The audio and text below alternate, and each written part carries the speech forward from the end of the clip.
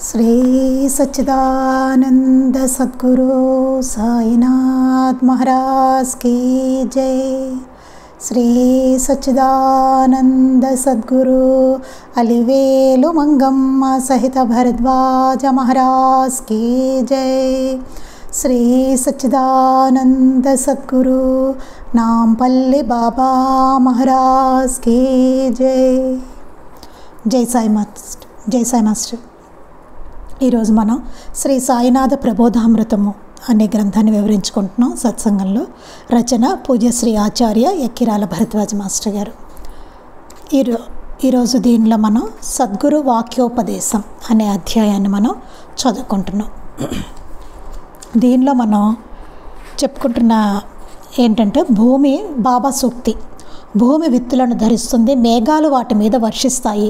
సూర్యుడు తన కిరణాలను ప్రసరింపజేసి వాటిని మొలిపిస్తాడు. అవి మొలిచాక భూమి, మేఘాలు, సూర్యుడు వాటి పని అవి చేసుకుపోతాయి. విత్తనాలు మొలిచినందుకు సంతోషించవు, మాడిపోతే దుఃఖించవు. అలాగే నువ్వు చెల్లించకూడదు. ఇక దుఃఖం ఎక్కడిది? దుఃఖం లేకపోవడమే ముక్తి అని చెప్పి మాస్టర్ గారు దీని గురించి వివరణ చెప్పారు. చెప్తున్నప్పుడు నిన్న మనం చదువుకున్నది ఏంటంటే మనం ప్రార్థన గురించి చెప్పుకున్నాం. మనం దైవాన్ని కోరికల్లోనూ కష్టాల్లోనూ ప్రార్థిస్తూ ఉంటాం. కొన్ని నెరవేరుతూ ఉంటాయి, కొన్ని నెరవేరు చూస్తూనే ఉంటాం.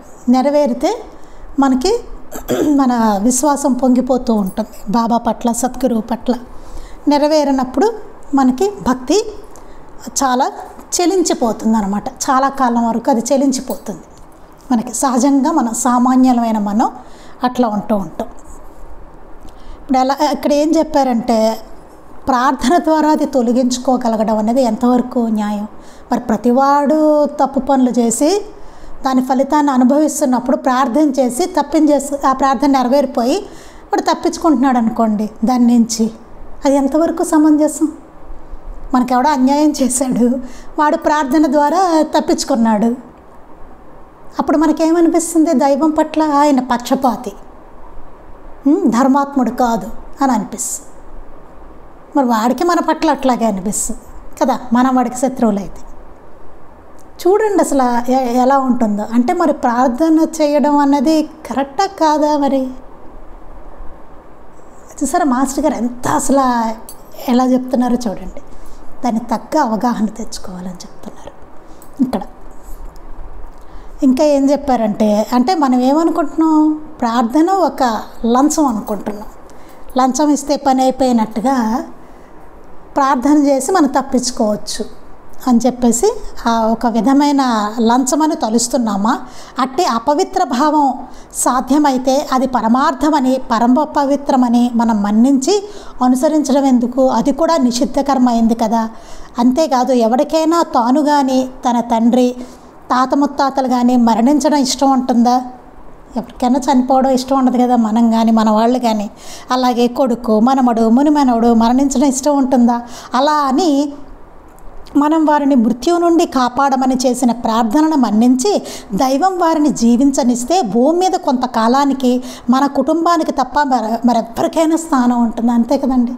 అందరినీ అలా బ్రతికించనిచ్చారనుకోండి, ఆయన బతికి మన ప్రార్థన చేస్తున్నాం బ్రతుకుతున్నారు అనుకోండి, మన వాళ్ళందరూ. ఎందుకంటే మన వాళ్ళంటే మనకి ప్రీతి కాబట్టి ప్రార్థన చేస్తున్నాం, బతుకుతాం. అప్పుడు మన కుటుంబం తప్ప వేరెవరికి ఇంకా అక్కడ స్థానమే ఉండదు కదా ఈ భూమి మీద. ఇంకా అందరూ మన కుటుంబం వాళ్ళే ఉంటారు అప్పుడు కదా. అంతేకాదు అట్టే మన వారందరికీ కలిగే కోరికలన్నీ ప్రార్థన ద్వారా నెరవేరుతూ వాళ్లకు ఎప్పుడూ సుఖమే కలుగుతుండాలి కదా. అందులో కొందరు మనపై అసూయ కక్ష వహించి మన వినాశనం కోరితే అప్పుడు కూడా దైవం వారి ప్రార్థన మన్నించాలా? ఎవరైనా మన పట్ల అసూయతోటి మనవాళ్లే మన వినాశనం కోరితే వాడు అట్లా ప్రార్థన చేశాడు అనుకోండి, అయితే దైవం మన్నించాలా దాన్ని అని అంటున్నారు. లేక మన ప్రార్థనను మన్నించి వారిని నశింపజేయాలా? మనం ప్రార్థన చేస్తున్నాం కదా, వాడు మన మీద పన్నాగం పనినప్పుడు మరి మన ప్రార్థన మన్నించి వాడిని నశింపజేయాలా? ఏం చేయాలి? ఎంత కష్టంగా ఉందో చూడండి ఆలోచించడానికి. అంటే ప్రార్థనను గురించి మనకున్న అభిప్రాయం సరి అయినదా?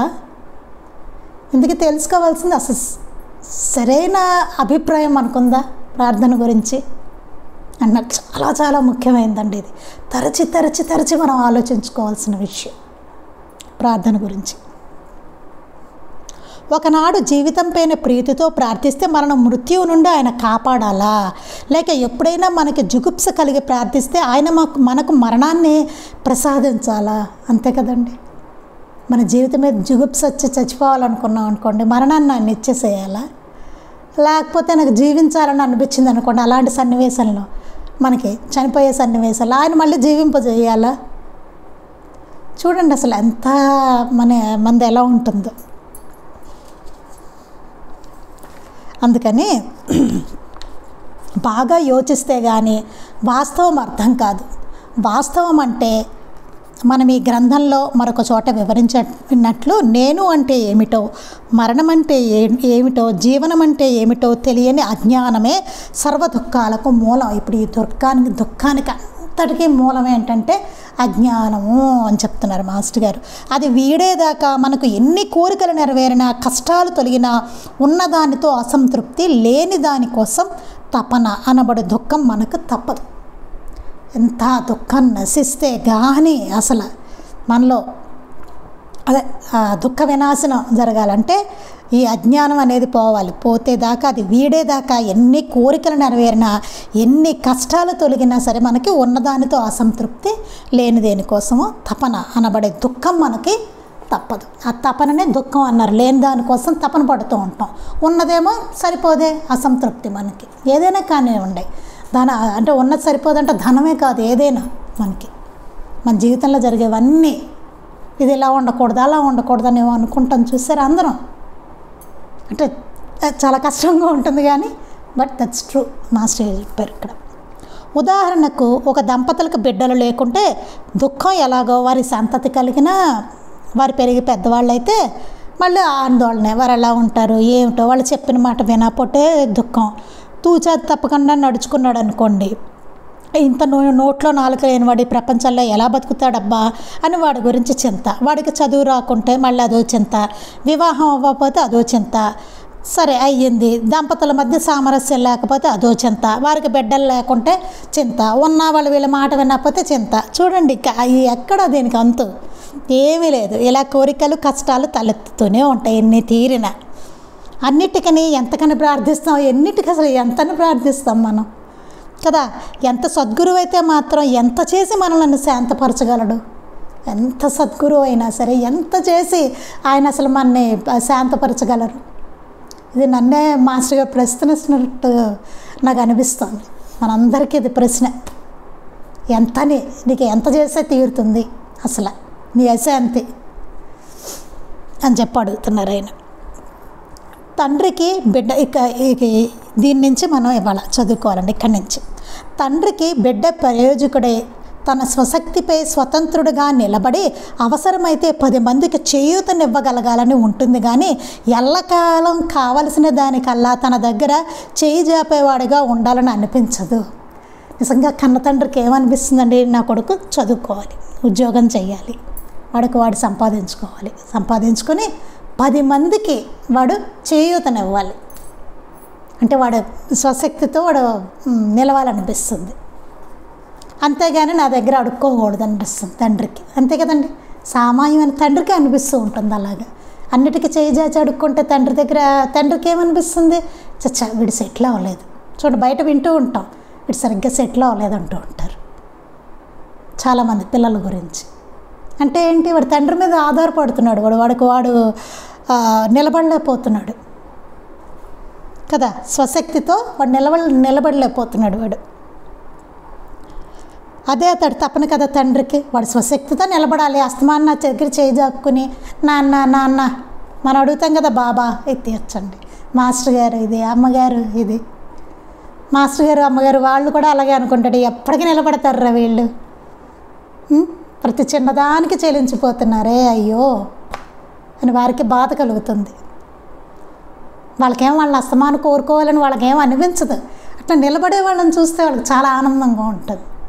కానీ మనం అందరం చేయి జాపి అట్లా నుంచుంటాం అనమాట. మన మనస్థాయి అది, ఇంకక్కడే ఉన్నాం మనం. వాళ్ళు ఎలా చూడాలనుకుంటున్నారు, మేము ఉన్నాము ఆ ధీమాతో అట్లా ఉండండి అని చెప్తున్నారు. అది మీ స్వశక్తితో అట్లా నిలబడండి అని చెప్తున్నారు. అన్నిటికీ చేజాచుకుంటున్నావే కదా, ఇన్ని గ్రంథాలు ఇచ్చాను, ఆచరణ చదువుకోండి, ఆచరణలో పెట్టుకోండి, అప్పుడు మీరు నిలబడగలుగుతారు, ఆచరించండి దాన్ని అని చెప్తున్నారు. అది అలా తండ్రికి తపన. ప్రాకృతికమైన దేహాన్ని ప్రసాదించే పామరుడు స్వార్థపడు అనే తండ్రికే ఇంత తపన ఉంటే తల్లి, తండ్రి, గురువు, దైవము తానే అయిన ప్రేమమూర్తికి, సద్గురువుకు ఎంత ఆరాటం ఉంటుంది. అంతే కదండి. మామూలుగా ప్రాకృతికమైన దేహాన్ని ప్రసాదించిన పామరుడు స్వార్థపరుడు అయిన తండ్రికి మామూలు సామాన్యులం కదా మనం అందరం. మన తండ్రికే ఇంత మన మీద ఇంత తపను అంటే మరి తల్లి, తండ్రి, గురువు, దైవం తానే అయిన ప్రేమమూర్తికి, సద్గురువుకు ఎంత ఆరాటం ఉంటుందండి. మామూలుగా సామాన్యమైన తండ్రికే అంత ఉంటే మరి ఆ సద్గురుమూర్తికి ఆయనకి ఎంత ఉండాలి. అసలే తల్లి, తండ్రి, గురువు, దైవం అన్నీ ఆయన కదా. అట్లాంటి ఆయనకి మరి ఇంకెట్లా ఉండాలి, మన గురించి ఎంత ఆరాటం ఉండాలి ఆయనకి మన మీద కదా. సాయి ఆదేశించేది మనం సాధ్యమైనంత త్వరగా ఏమీ కోరనక్కర్లేని స్థితిని చేరాలనే. బాబా కానీ, మాస్టర్ గారు కానీ, అమ్మగారు కానీ, మహాత్ములు అందరూ ఆశించేది ఏంటంటే మనం సాధ్యమైనంత త్వరగా ఏమీ కోరనక్కరలేని స్థితిని చేరాలట. ఇంకా కోరదగిందంటూ ఏమీ లేదు మనకి. అట్లాంటి స్థితి ఉంది, దాన్ని అందుకోండి, ఆ స్థితికి చేరండి అని చెప్తున్నారు. కోరదగింది ఏమీ లేదు, అట్లాంటి స్థితి, ఆ స్థితికి మనం చేరాలట. అది వారు ఆరాట పడుతున్నది. బాబా కానీ, మాస్టర్ గారు కానీ, అమ్మగారు కానీ మన గురించి ఆరాట పడుతున్నది. అది గ్రహించుకోవాలన్నమాట. సాయి ఆశించేది మనం సాధ్యమైనంత త్వరగా ఏమీ కోరనక్కర్లేని స్థితిని చేరాలని. అదే దుఃఖ నివృత్తి, ముక్తి పొందాలని. భక్తుని కొన్న కోరిక కంటే ఎన్నో రెట్ల ఆరాటం గురువు కట్టి స్థితిని ప్రసాదించాలని ఉంటుంది. ఏదైతే ఆ స్థితి ఉన్నదో అదే దుఃఖ నివృత్తిట. ముక్తి పొందాలని భక్తుని కొన్న కోరిక కంటే, ముక్తి పొందాలన్నది అంటే దుఃఖ నివృత్తిని పొందాలనేది భక్తునికి ఉండే కోరిక కంటే ఎన్నో రెట్ల ఆరాటం సద్గురువుకు ఉంటుంట. అట్టి స్థితిని మనకి ఇవ్వాలని, ప్రసాదించాలని ఆయనకు ఉంటుందట. ఆయనకు ఆరాటం ఉంటుందట అట్టి స్థితిని ప్రసాదించాలని. అంటే దానికి మన అర్హతను తెచ్చుకోవాలి, ఆయన ప్రసాదించేలాగా మనం దానికి రెడీగా తీసుకునేలాగా అనమాట. ఆ స్థితి ఇవ్వాలని ఆయనకు ఉంటుంటే ఆరాటం, ఆయన రెడీగా ఉన్నారు, ఆరాట పడుతున్నారు, కానీ మనమే దానికి క్వాలిఫికేషన్ తెచ్చుకోవట్లేదు. అట్టి నిర్హేతుకమైన ప్రేమస్వరూపి కనుకనే అతడు దైవం, నిజమైన తల్లి, తండ్రి, ఆప్తుడు. అతడట్టి ప్రేమమయుడని, దానికి తోడు సర్వజ్ఞుడని మనం విశ్వసించడమే అతన్ని గురువుగా తలచడం అంటే.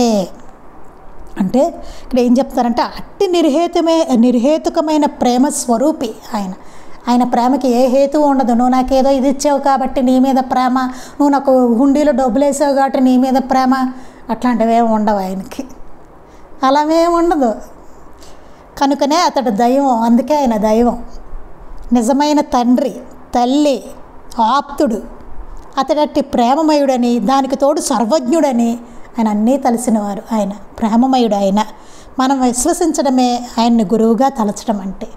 అలానే విశ్వసించడమే. ఆయన సర్వజ్ఞుడు, ఆయన ప్రేమమయుడు, ఆయన ఆప్తుడు మనకి, ఆయనే దైవం, నిజమైన తల్లి, తండ్రి, ప్రేమస్వరూపి, అన్నీ ఆయనే అన్నది విశ్వసించడమే. విశ్వసించడం అంటే అప్పుడప్పుడు మన పనులు ఏవో అయినప్పుడునో విశ్వసించి మిగతా అప్పుడు ఆయన కాదనుకోవడం, అట్లా కాదనమాట. మనం జనరల్గా అలా ఉంటాం. అట్టివాణ్ణి మనం ఏం కోరాలి? అలాంటి ఆయన అసలు ఇంక మనం ఏం కోరాలి? ప్రేమస్వరూపి, అన్నీ ఆయనే, సర్వజ్ఞుడు, పైగా అన్నీ తెలిసినవాడే కదా ఆయన. అలాంటప్పుడు మనం ఏం కోరాలి? ఆయన్ని స్పెషల్గా, ఆయన తెలుసు కదా, తెలిసిన ఆయన ఏం అడుగుతాం? ఆయన నాకు తెలుసు మొర్రో అంటున్నారు, ఇంకేంటి మళ్ళీ కోరేది మనం?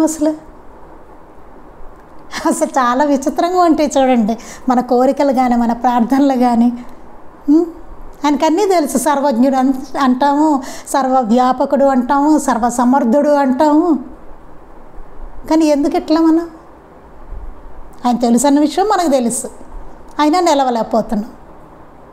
నిలవలేకపోతున్నాం మనం. అది మనం ఏం కోరాలి? అట్టి ఆయన్ని. మనం దానిని కోరుతున్నామంటే నిజమైతే దాన్ని సులభంగా పొందేలాగా యోచించడం ఎలాగో ఆయన బోధిస్తే దాన్ని ఎందుకు ఆచరించము? సరే, మరి అట్లా కోరుతున్నామంటే మనం ఆయన్ని సులభంగా ఎట్లా పొందాలి? దాన్ని ఆయన బోధిస్తున్నారు. అంటే ముక్తి ఎలాగా, దుఃఖ నివృత్తి పొందాలి అని చెప్తున్నారు అనుకోండి. ఇప్పుడు దాన్ని ఎలాగా ఆయన బోధిస్తే దాన్ని ఎందుకు ఆచరించాం మనం? ఇలా అయితే దుఃఖ నివృత్తిరా, నువ్వు ఏమీ కోరనక్కర్లేని స్థితి నీకు వస్తుంది. నువ్వు కోరక్కర్లేదు నన్నేమి, నువ్వు అలా నిలబడగలవు, దానికి దుఃఖ నివృత్తే జరగవలసినది అని చెప్పి ఆయన బోధ అంతా మనకిచ్చారు. దీన్ని ఆచరించండి చాలు, ఇదే నీకు ముక్తి, ఇదే నీకు దుఃఖ నివృత్తి అని చెప్తున్నారు. ఇంకా దుఃఖం అనేది ఉండదు, నువ్వు ఏమి కోరక్కర్లేదు, ఎవరిని ఎక్కడికి వెళ్ళక్కర్లేదు, నీ దుఃఖం అనేది ఉండదని చెప్తున్నారు. మరి ఎందుకు ఆచరించట్లా మనం అని మాస్టర్ గారు ఒక క్వశ్చన్ మార్క్ పెట్టారు అక్కడ. ఎందుకు ఆచరించట్లేదు మీరు అందరూ? ఇంత మంచి మార్గం ఉంది కదా అని అంటున్నారు ఆయన. అంటే దుఃఖ నివృత్తికే మనకు సత్యమైన కోరిక లేదన్నమాట. అంటే మనకి నిజమైన కోరిక దాని మీద లేదు మనకి. అట్లాంటిది కావాలి, దుఃఖ నివృత్తి కావాలి, అసలు దుఃఖం అనేదే లేకుండా ఉండాలి. అదే కదా ముక్తి, దుఃఖం అనేది లేకపోవడమే ముక్తి అని చెప్పుకున్నాం మనం. అట్లా లేదు, మనకు ఆ స్థితి కావాలన్న ఆరాటం లేదు. ఎంతసేపు ఆయన దగ్గర చేయి జాపుకుందాం, కష్టం వచ్చినప్పుడు ఆయన తీరుస్తూ ఉంటారు. మళ్ళీ ఏదో కష్టం వస్తుంది, ఇలా పెడతాం చెయ్యి. ఆయన ఇచ్చారు, పొమ్మన్నారా పోయాము. ఇస్తేనేమో మన భక్తి పొంగుతుంది, ఇవ్వలేదో కృంగుతుంది మన పరిస్థితి. అది కదా అందరిది అనండి, అందరం అదే ఇందులో ఉన్నాం మనం. అంటే దుఃఖ నివృత్తికే మనకు సత్యమైన కోరిక లేదన్నమాట. ఆ దుఃఖ నివృత్తి కోసం అనే కోరిక అసలు మనకు లేదు, దానికి లేదు. మిగతా కోరికలు అన్నీ ఉన్నాయి మనకి. నిజంగా కోరనిదే ఆయన ఎందుకు ప్రసాదించాలి? నిజంగా మనం కోరట్లేదు ఆయన్ని దుఃఖ నివృత్తి కోసం, మరి ఆయన ఎందుకు ప్రసాదించాలి మనకి? ఆయన రెడీగా ఉన్నారు ప్రసాదించడానికి, మనం అడగట్లేదు ఆయన్ని దాని గురించి. భయం ఏమో ఎట్లా ఉంటుందో ఏమవుతుందో అని. అది మన పరిస్థితి అనమాట. అలా వివేకంతో యోచించడానికి సంసిద్ధుడు కాని వ్యక్తికి నిజంగా దుఃఖనాశనం అవసరం లేదన్నమాట. అలా వివేకంతో యోచించడానికి కూడా మనం దాని గురించి అసలు ఆలోచించడానికి కూడా సంసిద్ధంగా లేవు. అట్లాంటి మనకు నిజంగా దుఃఖనాశనం అవసరం లేదన్నమాట. అబ్బో అదేదోలే మనకు కాదులే, దుఃఖనాశనం నాకు అవసరం లేదు, నేను ఎలా ఉన్నానో అట్లా బాగున్నాను అనిపిస్తూ ఉంటాను. కానీ ఏమంటున్నారు అక్కడ మహాత్ములందరూ, సాయినాథుల వారు ఏమంటున్నారు? అది కాదురా బాబు అని చెప్తున్నారు. అసలు అది కాదు, నేను వచ్చింది అది కాదు, అందుకు కాదు. అసలు నేను ఎందుకు వచ్చానో తెలుసుకో, నువ్వు నేను రెడీగా ఉన్నాను ఇవ్వవలసిన దాన్ని, నువ్వు దానికి అర్హత సంపాదించుకో. అదే చెప్తున్నారు ఆయన అక్కడ. అటువంటప్పుడు దానికే ప్రార్థించటం పూటకం కాదా? అసలు మనం ఎక్కడ రెడీగా లేము. అటువంటి వాళ్ళం మనము ప్రార్థించామనుకోండి, అసలు అది బూటకం కాదా? బూటకాన్ని గుర్తించలేనివాడు దైవం ఎలా అవుతాడు? ఆ బూటకం ఏదో ఆయన గుర్తించలేకపోతే దైవం ఎందుకు అవుతాడు? తెలుసు మనదంతా బూటకమో ఆయనకు తెలుసు. మనకి ఏమాత్రం భక్తి ఉందో, మన ఏమాత్రం విశ్వాసం ఉందో, అసలు మనం ఎట్లాంటి వాళ్ళమో అన్నీ ఆయనకి తెలుసు. దుఃఖం అంటే మనకంత ప్రీతి ఉంటే మనం దుఃఖించడం ఎందుకు? మనకిష్టం దుఃఖం అంటే, మరి ఎందుకు అట్లా దుఃఖిస్తున్నావు? ఇది వచ్చింది అది వచ్చింది అనుకుంటూ ఆయన మళ్ళీ ప్రార్థించడం ఎందుకు?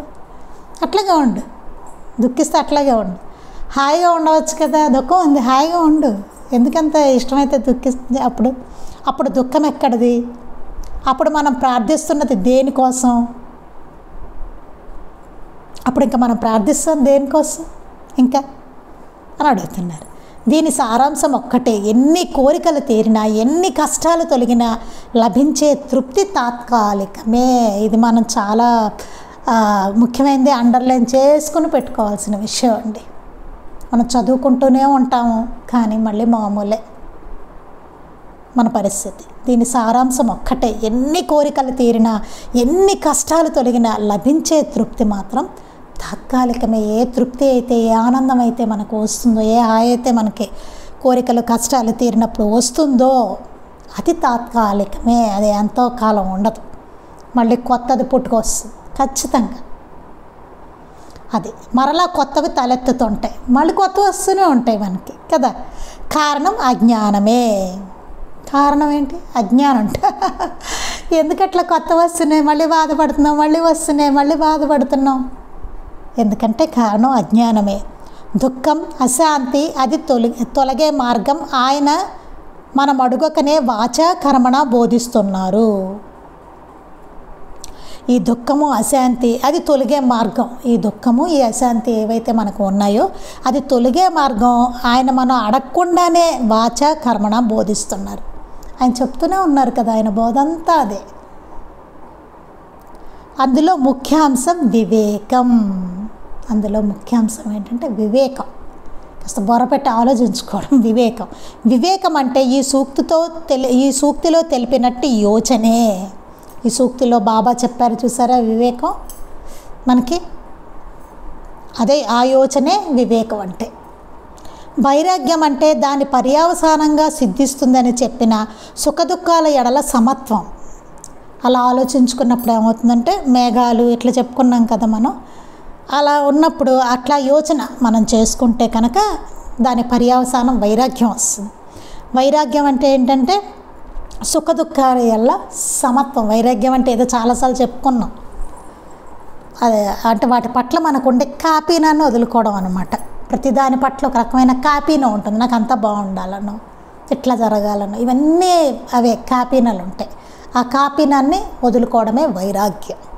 అంతే తప్ప వైరాగ్యం అంటే ఏదో అన్నీ వదిలేసి పారిపోవడం అట్లా కాదు, అన్నీ త్యజించేయడం కాదు. వాటి మీద కాపీనాన్ని త్యజించడమే వైరాగ్యం అంటే. అంటే సుఖదుఖాల ఎడల సమత్వం, ఎట్లా జరిగినా సరే సమత్వంగా ఉండడం, దాన్నే వైరాగ్యం అంటారు. అంటే వైరాగ్యం వచ్చిన వాడు నేల మీద పడుకుంటాడు అట్లా కాదండి. వాడు పట్టుపరుపు మీద పడుకున్నా నేల మీద పడుకున్నా ఒక్కలానే ఉంటుంది ఆయనకి. అది వైరాగ్యం అంటే. ఇప్పుడు నాకు అక్కలకోట స్వామి వారు గుర్తొస్తున్నారు. స్వామి సమర్థ ఆయన బండరాయి మీదలో పడుకున్నారట, గొర్రె పెట్టి హాయిగా పట్టుపరుపు మీద పడుకున్నట్టు. ఆయనకే బండరాయి మీద పడుకున్నారు ఆయన హాయిగా బ్రహ్మాండంగా. చూడండి అసలు అక్కడ పట్టుపరుపులు వేసినా ఒకలానే ఉంటుంది వారికి, బండరాయి మీద పడుకున్నా ఒకలానే ఉంటుంది వాళ్ళకి. గుర్రుపెట్టే పడుకుంటారు 2 చోట్లను. అది అలా సుఖదుఖాల సమత్వం, అంత సమత్వాన్ని కలిగి ఉంటారు. మనలా కాదండి, పట్టు చీర కట్టుకుంటే ఒకలాగాను, ఏదో సిల్క్ చీర కాటన్ చీర కట్టుకుంటే ఒకలాగాను, అట్లా కాదు. రెండింటిని ఒకలానే చూస్తారు. 2 ఒకటే. ఇప్పుడు అమ్మగారు ఉన్నారనుకోండి, బాబులు నేత చీర కట్టుకున్నా అమ్మగారే, పట్టు చీర కట్టుకున్నా అమ్మగారే కదా. అలాగే ఉన్నారు కూడా ఆవిడ, అలాగే ఉన్నారు ఆవిడ. అది అందుకని సుఖదుఖాల ఎడల సమత్వం. చాలాసార్లట వేదం గారు తరచూ చెప్తూ ఉంటారు, చాలాసార్లు విన్నాను వేదం గారు చెప్పినప్పుడు. అమ్మగారట వివాహాలకి కాటన్ చీర కట్టుకుని వెళ్ళారట. మనమైతే ఎవరైనా వివాహానికి వెళ్ళాలి, పెళ్ళికి, మనం ఎవరైనా పెళ్ళికి వెళ్ళాలనుకోండి ఎంత రెడీ అయ్యి వెళ్తాము. మనమైతే మామూలుగా కదా పట్టు చీర అయితే కట్టుకుని వెళ్తాము, లేకపోతే ఏవో ఉన్న నగలు పెట్టుకుంటాము, అట్లా వెళ్తాం. కాస్త ప్రత్యేకంగా అయితే వెళ్తాం. మనం అమ్మగారు జస్ట్ కాటన్ చీర కట్టుకుని అట్లా వెళ్ళారట. ఎంతసేపు చూస్తారండి మన, అసలు మన చీర గురించి ఎవడు మాట్లాడుకుంటాడు అక్కడ, ఎంతసేపు చూస్తారు అసలు మనల్ని. అలాగే చెప్పారు వేదం గారు, ఎంతసేపు చూస్తారు అసలు మన, ఏమనుకుంటారు. మనకి ఏంటంటే మన అపీరెన్స్ ఇవన్నీ పెట్టుకుంటాం మనల్ని చూసి ఎవరేమనుకుంటారో ఏంటో ఎంతసేపు అనుకుంటారు. ఏమైంది అసలు అనుకున్నారే అనుకోండి, కాటన్ చీర కట్టుకొచ్చారని అనుకున్నారే అనుకోండి,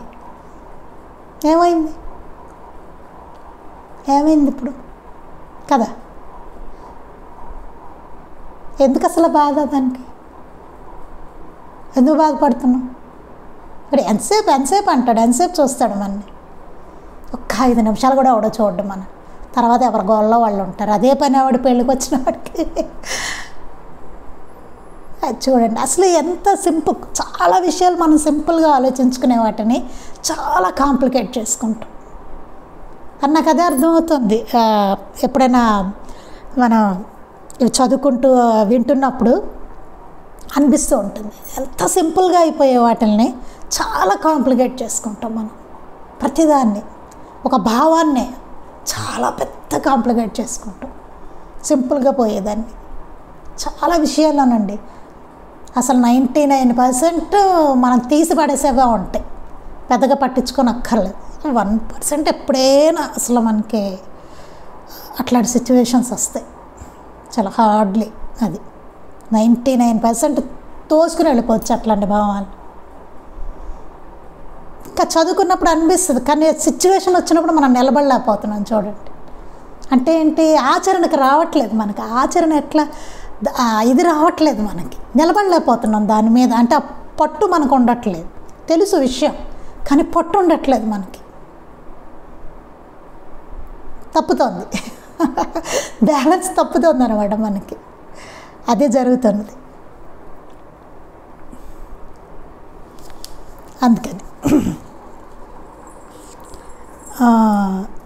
అందుకే వివేకం అంటే ఈ సూక్తిలో తెలిపినట్టు యోచనే. వైరాగ్యం అంటే దాని పర్యవసానంగా సిద్ధిస్తుందని చెప్పిన సుఖదుఖాల ఎడల సమత్వం, నిర్లిప్తత. అప్పుడు మిగిలే భక్తి నిజమైన సాత్వికమైన భక్తి.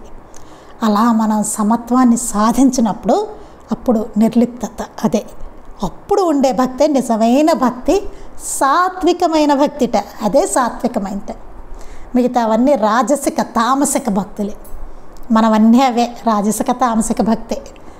భక్తి ఏమో భక్తి ఉందో లేదో మనకు తెలియదు, కానీ రాజసిక తామసికమైనవి. ఇట్లా ఉంటేనే, ఆ సమత్వం ఉంటేనే సాత్వికమైన భక్తిట. శ్రీ సాయికి వారి గురువు పట్ల కలిగినట్టిది. అలాంటిదండి సాత్విక భక్తి అంటే. బాబాకి వారి గురువు ఎడల ఎట్లా కలిగిందో అది సాత్వికమైన భక్తి అంటే. మాస్టర్ గారికి ఆయన గురువు ఎడల, సాయినాథుల వారి ఎడల ఎట్లా కలిగిందో ఆ భక్తి, అదే సాత్వికమైన భక్తి అంటే. నిష్ఠా సబూరీలను దక్షిణగా సమర్పించగలది. దక్షిణగా నిష్ఠా సబూరిని సమర్పించేదేట భక్తి. బాబా ఆయన గురువుకి నిష్ఠా సబూరీలను సమర్పించారు దక్షిణగా. మనకి మాస్టర్ గారి జీవితం చూస్తే తెలుస్తుంది. మాస్టర్ గారు కూడా సమర్పించేశారు బాబాకి నిష్ఠా సబూరీల దక్షిణగా. కావాలి అన్న కోరికలన్నీ విడిచి సర్వగతుడైన దైవం మీద మనసు నిలపండి, గమ్యం చేరుతారు అని బాబా చెప్పిన దాని సారాంశం ఇదే. దాని సారాంశం ఇదేట.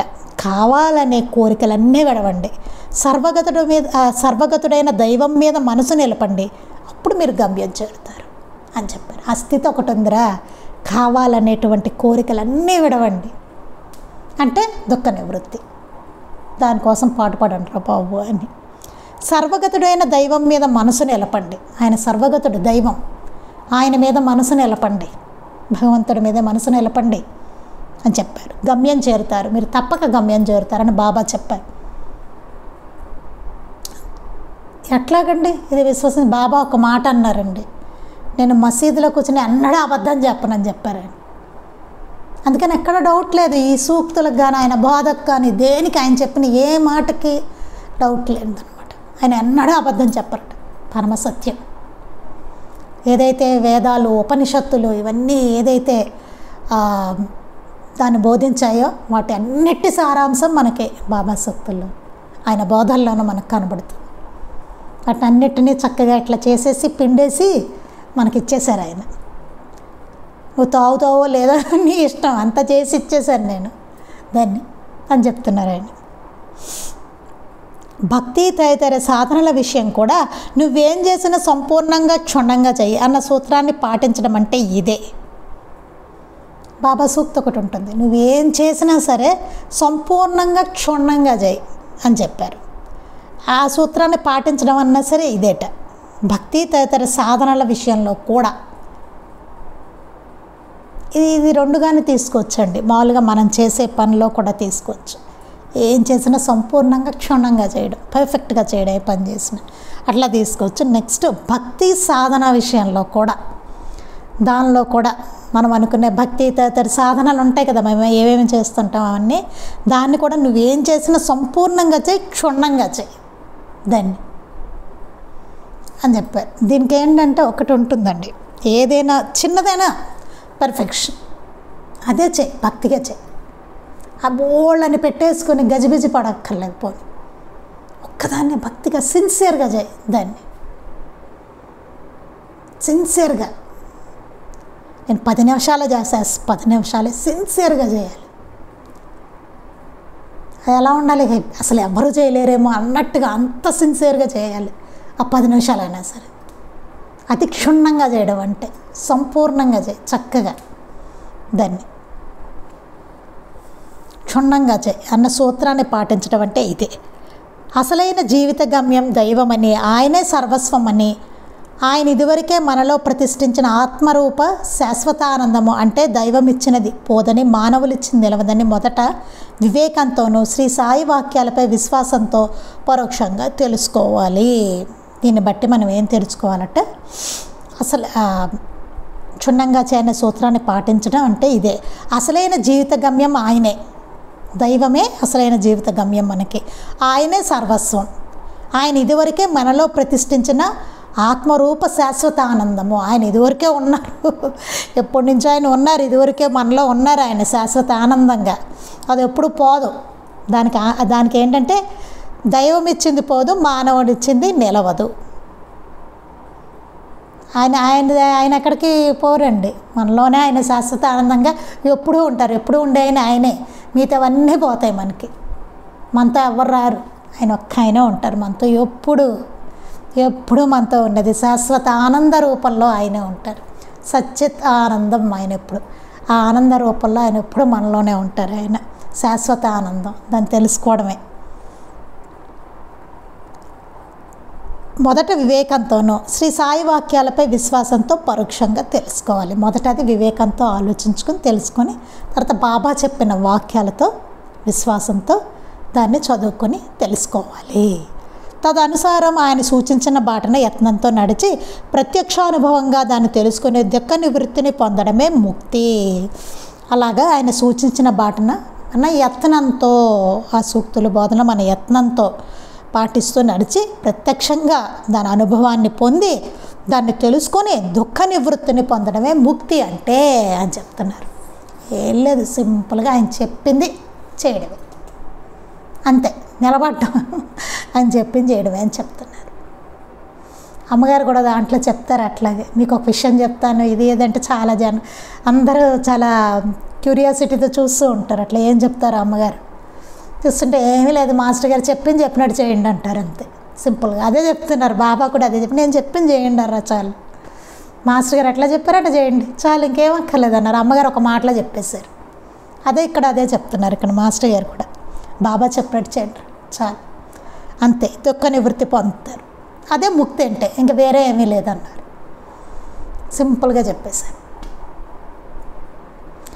అది. అందుకని మనం సాధ్యమైనంత చదువుకుంటూ ఆయన చెప్పిన బోధల పట్ల, సూక్తుల పట్ల, మన జీవితంలో జరిగే సన్నివేశాలు అన్నిటికీ నిలబడడం అనేది నేర్చుకోవాలి. ముందు యోచన అండి, ఆ యోచన వివేకంతో ఆలోచించడం అనేది రావాలి. అది లేకపోతే మాత్రం చాలా కష్టం అవుతుంది. ముందు అది నేర్చుకోవాలి. వివేకం పనిచేస్తూ ఉండాలి మనకి ఎప్పుడు షార్ప్గా మైండ్.